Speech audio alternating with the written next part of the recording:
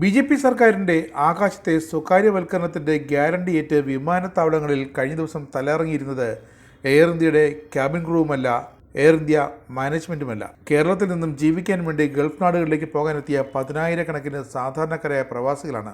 നിങ്ങൾ ഓർക്കണം, 45,000 കോടി രൂപയുടെ കുറഞ്ഞ ആസ്തിയുണ്ടായിരുന്ന എയർ ഇന്ത്യയെ വെറും 10,000 കോടി രൂപയ്ക്ക് വിറ്റഴിച്ച മോദി ഗ്യാരണ്ടി. ടാറ്റ ഗ്രൂപ്പ് ബി.ജെ.പിക്ക് നൽകിയത് ഇതിൻ്റെ പേരിൽ ശതകോടികളുടെ സംഭാവനയായിരുന്നു. അപ്പോൾ ഇനി ബി.ജെ.പിക്ക് നഷ്ടപ്പെടാനൊന്നുമില്ല, അവരുടെ ഗ്യാരണ്ടി വളരെ സുരക്ഷിതമാവുകയും ചെയ്തു. പക്ഷേ പ്രവാസികൾ ഇപ്പോഴും നെട്ടോട്ടമോടുകയാണ്. സ്വകാര്യവൽക്കരണമുണ്ടാക്കുന്ന ഭീകരാവസ്ഥ എന്നൊക്കെ പ്രവാസ ലോകത്തിരുന്ന് പ്രവാസികൾ കേട്ടിട്ടുണ്ടായിരുന്നുള്ളൂ ഇതുവരെ. എങ്കിൽ ഇപ്പോൾ അവർ നേരിട്ട് കണ്ടു. സ്വന്തം കൺമുന്നിൽ ടിക്കറ്റ് എടുത്ത വിമാനങ്ങൾ റദ്ദാക്കി കളഞ്ഞപ്പോൾ അവർക്ക് മനസ്സിലായി ബി.ജെ.പി. സർക്കാർ പ്രവാസികൾ കാട്ടിയ ക്രൂരത ഇതാണെന്ന്. ഇത് മാത്രമല്ല മോദി ഗ്യാരണ്ടി. എന്തും ചെയ്യാമെന്നുള്ള വിമാന കമ്പനി എയർ ഇന്ത്യയുടെ അഹങ്കാരം സ്വകാര്യവൽക്കരണത്തിന് ശേഷം ഒരല്പം കൂടിയെങ്കിലേ ഉള്ളൂ. ടാറ്റ ഗ്രൂപ്പിൻ്റെ എയർലൈനാണ് ഈ കൊടുംചെയ്ത് ചെയ്ത് യാത്രക്കാരെ അപമാനിച്ചതെങ്കിൽ മറ്റു സ്വകാര്യവൽക്കരിച്ച ജനസേവന സ്ഥാപനങ്ങൾ എന്തൊക്കെ ദ്രോഹങ്ങൾ ഇപ്പോഴും ചെയ്തുകൊണ്ടേയിരിക്കുന്നുണ്ടാകും. ടാറ്റ ഗ്രൂപ്പിൻ്റെ ഉടമസ്ഥതയിലുള്ള എയർലൈനിലെ 250-ലേറെ ക്യാബിൻ ക്രൂവിന് ഒരേ സമയം അസുഖം ബാധിച്ചത് ഉണ്ടാക്കിവെച്ച പ്രതിസന്ധി സിക്ക് ലീവ് നൽകി മിന്നൽ പണിമുടക്കിന് തുടക്കമിട്ട ക്യാബിൻ ക്രൂ ഉണ്ടാക്കിയ പുകലുകൾ കാരണം വിമാനത്താവളങ്ങളിൽ കുടുങ്ങിപ്പോയത് 15,000-ലധികം പ്രവാസി മലയാളി കുടുംബങ്ങളാണ്. ജീവനക്കാരുമായി ഒത്തുതീർപ്പിലെത്തിയ എയർ ഇന്ത്യ മാനേജ്മെൻറ്റ് ഇപ്പോൾ പിരിച്ചുവിടൽ നോട്ടീസ് നൽകിയ 25 ജീവനക്കാരെ തിരിച്ചെടുക്കാൻ സമ്മതം മൂളി. അപ്പോഴും മിന്നൽ പണിമുടക്കിൻ്റെ 3-ാം ദിവസം വെള്ളിയാഴ്ച എയർ ഇന്ത്യ എക്സ്പ്രസ് കേരളത്തിൽ നിന്നും റദ്ദ് ചെയ്തത് 7ഓളം സർവീസുകളാണ്. ആകെ റദ്ദ് ചെയ്തത് 200-ലേറെ സർവീസുകൾ. നിശ്ചിത സമയത്ത് ഗൾഫിലെത്താനായില്ലെങ്കിൽ തൊഴിൽ നഷ്ടപ്പെടുമെന്ന ഭീതിയുണ്ടായിരുന്ന ചില പ്രവാസി മലയാളികൾ കയ്യിലുണ്ടായിരുന്ന അധിക തുക നൽകി മറ്റ് എയർലൈനുകളിൽ ടിക്കറ്റ് തരപ്പെടുത്തി തിരികെ പോയി. എയർ ഇന്ത്യ എക്സ്പ്രസ് ക്രൂ അംഗങ്ങളുമായി അവരുടെ ആശങ്കകൾ പരിഹരിച്ചുകൊണ്ട് ഇതിനിടെ ഒരു കരാറിലെത്തി. അങ്ങനെ സമരം പിൻവലിച്ചു.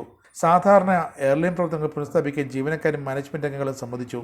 ഇതോടെ എയർ ഇന്ത്യ എക്സ്പ്രസ്സിലെ 25 ജീവനക്കാരുടെ പിരിച്ചുവിടൽ റദ്ദാക്കി. പക്ഷേ നഷ്ടപ്പെട്ടത് കേരളത്തിലെ 15,000-ൽ പരം സാധാരണ യാത്രക്കാർക്കാണ്. 25 ക്യാബിൻ ക്രൂ അംഗങ്ങൾക്ക് നൽകിയ ടെർമിനേഷൻ ലെറ്റർ പിൻവലിക്കാനാണ് ഇപ്പോൾ എയർ ഇന്ത്യ എക്സ്പ്രസ് സമ്മതിച്ചിരിക്കുന്നത്. ചീഫ് ലേബർ കമ്മീഷൻ വിളിച്ചു ചേർത്ത എയർ ഇന്ത്യ എക്സ്പ്രസ് മാനേജ്മെൻറ്റ് യോഗത്തിലാണ് ഈ ചർച്ച.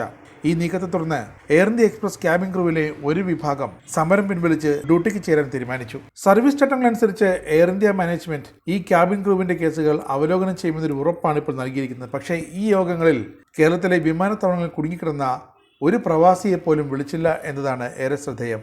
ക്യാബിൻ ക്രൂ മാനേജ്മെൻറ്റ് മുന്നാകെ അവതരിപ്പിച്ച എല്ലാ പ്രശ്നങ്ങളിലും അന്വേഷണ നടപടികളും പരിശോധിച്ച് പരിഹരിക്കുമെന്നാണ് മാനേജ്മെൻറ്റ് പ്രതിനിധികൾ കേന്ദ്രത്തിന് ഉറപ്പ് നൽകിയത്. എയർ ഇന്ത്യ സേവനം ഉപയോഗിക്കുന്ന യാത്രക്കാർക്ക് എയർ ഇന്ത്യ ഭാവിയിലേക്കൊരു ഉറപ്പും നൽകിയിട്ടുണ്ട്. സർവീസുകൾ സാധാരണ നിലയിലേക്ക് വരുമ്പോൾ തന്നെ വിമാനത്താവളങ്ങളിലേക്ക് പോകുന്നതിന് മുമ്പ് ഫ്ലൈറ്റ് സ്റ്റാറ്റസ് പരിശോധിക്കാൻ യാത്രക്കാരോട് എയർ ഇന്ത്യ ആവശ്യപ്പെടുന്നു. ഫ്ലൈറ്റ് റദ്ദാക്കുകയോ 3 മണിക്കൂറിൽ കൂടുതൽ വൈകുകയോ ചെയ്താൽ അവർക്ക് യാതൊരു ഫീസും കൂടാതെ മുഴുവൻ റീഫണ്ടും പിന്നീടുള്ള തീയതിയിലേക്ക് ടിക്കറ്റ് റീഷെഡ്യൂൾ നൽകുമെന്നാണ് എയർ ഇന്ത്യയുടെ വാഗ്ദാനം. എയർ ഇന്ത്യ എന്ന സർക്കാർ സ്ഥാപനത്തെ ടാറ്റ ഏറ്റെടുത്തിട്ടും വിമാനങ്ങളുടെ ലോഗോയും നിറവും മാറി എന്നല്ലാതെ അതിൻ്റെ പ്രവർത്തന മനോഭാവത്തിൽ ഒരു കാര്യമായ മാറ്റം വന്നിട്ടില്ല എന്ന് ഈ സംഭവങ്ങൾ തെളിയിക്കുന്നു. ഇത്തവണ ക്യാബിൻ ക്രൂ പണിമുടക്കിയപ്പോൾ അതിൻ്റെ ഉത്തരവാദിത്തം ടാറ്റ എന്ന സ്വകാര്യ കമ്പനിക്കാണ് എന്ന വലിയ വ്യത്യാസമാണ് ഇവിടെയുള്ളത്. 25,000 പേരാണ് ക്യാബിൻ ക്രൂവായി എയർ ഇന്ത്യ എക്സ്പ്രസ്സിനുള്ളത്. ഇപ്പോൾ പണിമുടക്കിയ 200ഓളം പേരിൽ ഭൂരിഭാഗവും 5 മുതൽ 20 വർഷത്തെ സർവീസ് ഉള്ളവരാണ്. അതായത് സ്വകാര്യവൽക്കരണത്തിന് മുമ്പേ എയർ ഇന്ത്യക്കൊപ്പമുള്ളവർ. സ്വകാര്യ മേഖലയിലേക്ക് കമ്പനി മാറിയതോടെ ജീവനക്കാരുടെ ശമ്പളം, അലവൻസ് കാര്യങ്ങളിലും ഏറെ മാറ്റങ്ങൾ വന്നു. ഇതുവരെ സീനിയോറിറ്റിയുടെ അടിസ്ഥാനത്തിലായിരുന്നു അലവൻസുകൾ നൽകിയിരുന്നത്. എന്നാൽ ടാറ്റ മാനേജ്മെൻറ്റ് വന്നതോടെ സീനിയോറിറ്റിയുടെ മാനദണ്ഡം പ്രവർത്തന മികവായി. അങ്ങനെ വരുമ്പോൾ സീനിയർമാരായ എയർ ഇന്ത്യ ജീവനക്കാർക്ക് കുറഞ്ഞ ഇൻസെൻറ്റീവും താരതമ്യേന ജൂനിയറായ ജീവനക്കാർക്ക് കൂടുതൽ ഇൻസെൻറ്റീവും ലഭിക്കുന്ന അവസ്ഥ വന്നു. ഇതാണ് പ്രശ്നങ്ങൾക്ക് തുടക്കമിട്ടതും. എയർ ഇന്ത്യ എക്സ്പ്രസും എയർ ഏഷ്യ ഇന്ത്യയുമായുള്ള ലയനമാണ് ക്യാബിൻ ക്രൂ അംഗങ്ങളും മാനേജ്മെൻറ്റുമായുള്ള ഉരസൽ വീണ്ടും ശക്തമാക്കിയത്. പല അലവൻസുകളും ഈ ലയനത്തോടെ ഇല്ലാതായി. ശമ്പളത്തിലും വലിയ കുറവ് വന്നു.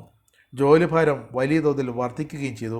Air Asia India Air India Express ലയനത്തോടെ ഓരോ 3 ആഴ്ചയിലും ഒരു വിമാനം വീതം എയർ ഇന്ത്യ എക്സ്പ്രസ്സിൽ ഉൾപ്പെടുത്തുന്നു എന്നാണ് കണക്ക്.